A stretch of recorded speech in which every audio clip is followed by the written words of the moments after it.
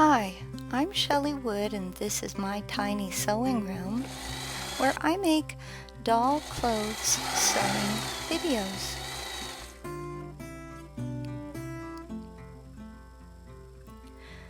Today I'm going to show you how to make a long-sleeved shirt for 8-inch dolls like this Tinkerbell fairy doll and a number of other dolls in this size range.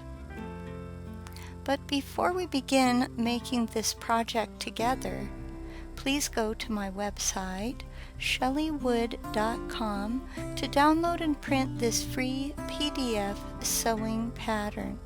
There's a helpful link in the description below this video on YouTube. Use your pattern to cut out all the pieces shown here. Lay one bodice front on top of another, keeping, as we like to say, right sides or pretty sides together. Sew around the neck area. Please note, only sew the neckline area for now, don't sew sleeves. Lay one back piece on top of another, keeping right sides together once again.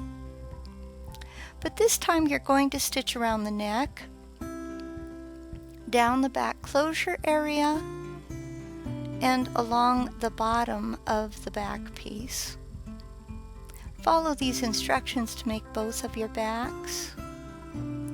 Now clip all the seams you've sewn so far. If you don't have any of these little Fisker stitchers, in a little while I will talk about a link in the description that will take you to these and why they're a handy tool. But for now I want you to just follow along and watch what I'm doing. You want to be very careful that you don't cross over your seam when you clip. And you'll notice I use my bigger scissors for the corners, but then I use the little stitchers for the detailed clipping. Now you're going to invert each garment piece. I like to use a chopstick to help with the inverting. And when I open it up like this, you'll see I give it a little twist with my chopstick, and that kind of helps to open it up further. Press all your finished seams. Lay one of the backs on top of the bodice front, just like you see me doing in this next video clip. It's a brief video clip. So I've got my pieces laid out and I take a back, I lay it over the front, lining up the armholes. Stitch across what will be the shoulder area. Here's a closer look so you see what I mean by that. Now lay the other back on top of the bodice front, just like you see me doing here. Stitch across this shoulder area too. Open the bodice up like this and press the shoulder seams open. Turn it around so the seams are down. Lay one sleeve over the top and attach the sleeve to the bodice at the underarm. Only sew a few stitches, leaving a small, like a 5mm gap at the top. Now when you lift it up like this, there should be about 5mm between the shoulder seam and your final stitch there. Rotate the sleeve around to the back's underarm, and that's what you see me doing here. So I've got my sleeve partially attached and I rotate it around to the back where we're going to join them at the underarm again.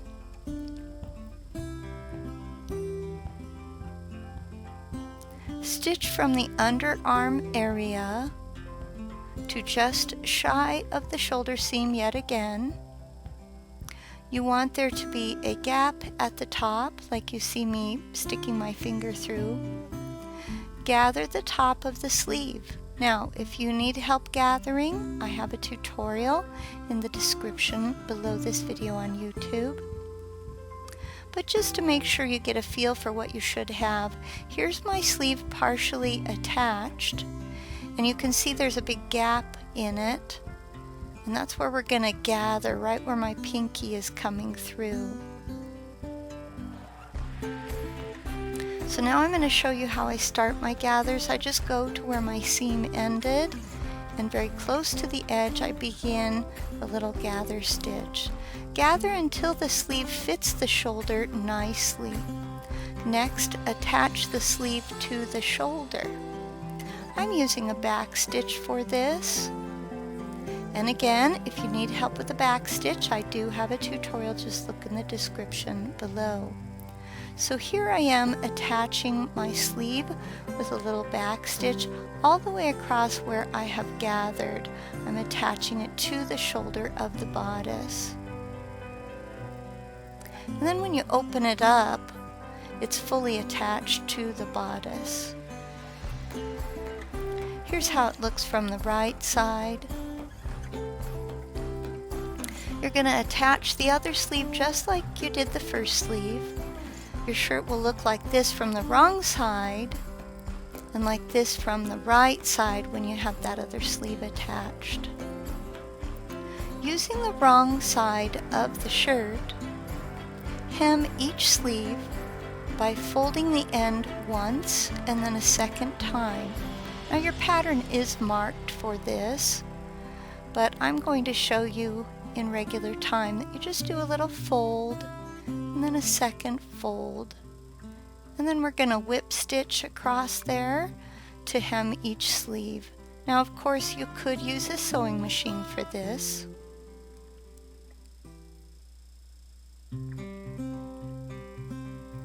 I just like the look of the whip stitch when it's all done. Clip the curved part of each sleeve. And that's what I'm doing here. Again, those little Fisker stitchers are perfect for this. I'm going to talk about that in just a second. You can get them in a variety of colors.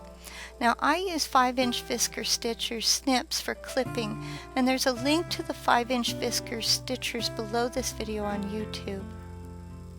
Now that both sleeves are hemmed and clipped, flip your shirt around to the right side and fold one of the sleeves in half like you see me doing here.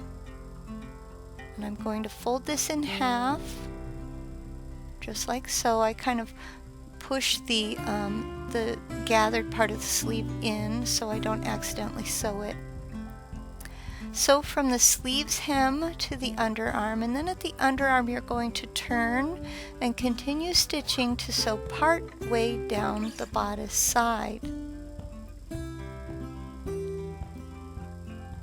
Stop stitching and tie a little knot. When you get to about 1.5 centimeters from the finished edge of the back, then you're going to fold the other sleeve and do the exact same thing on that side. So here I am folding my other sleeve, and then you're going to attach it again part way down the side. You're going to attach the full sleeve, sew from the hem to the underarm and then attach part way down the side. Now for both underarm areas, clip on either side of the seam like this, and you're going to watch me do that real quick. So I'm going to clip on one side of the seam and then the other side of the seam with my little Fiskars stitchers. Now my front still has a raw edge at the bottom. Fold the bodice front fabric inside itself, hiding the raw edge of fabric inside.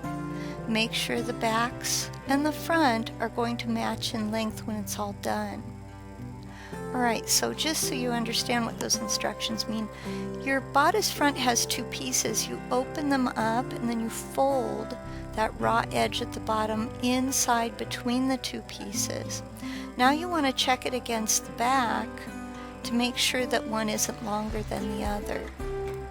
Pin this in place, and then I like to use a whip stitch to close it. A ladder stitch works well here too, but I'm not very good at those. Once you've sewn the bottom of the bodice front, you still need to finish sewing the side seams.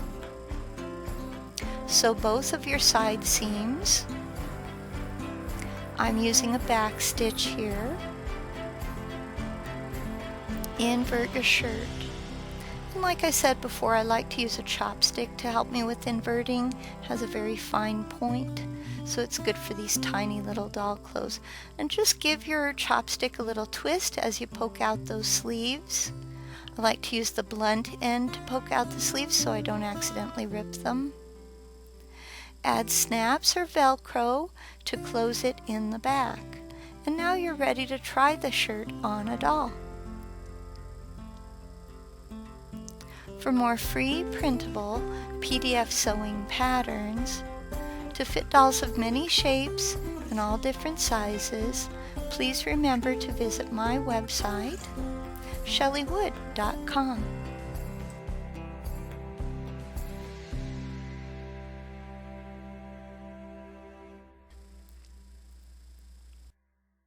Hey, did you know that you could design your own doll pants patterns from scratch with just a limited amount of sewing knowledge? Pattern design is made simple by connecting your doll's measurements with a template I give you during my course. I'm Shelley Wood, the doll clothing designer. I own Shelley Wood LLC and the website shelleywood.com. In my Creative Spark online learning course on doll pants design, I'll teach you the basic fundamentals of pattern design, like how do seam allowances work, before we move on to work on designing our own leggings, jeans, fly front pants, and even overalls. So please join me. I would love to see you on the Creative Spark online learning platform. Come see what we offer. Again, I'm Shelley Wood, one of the instructors.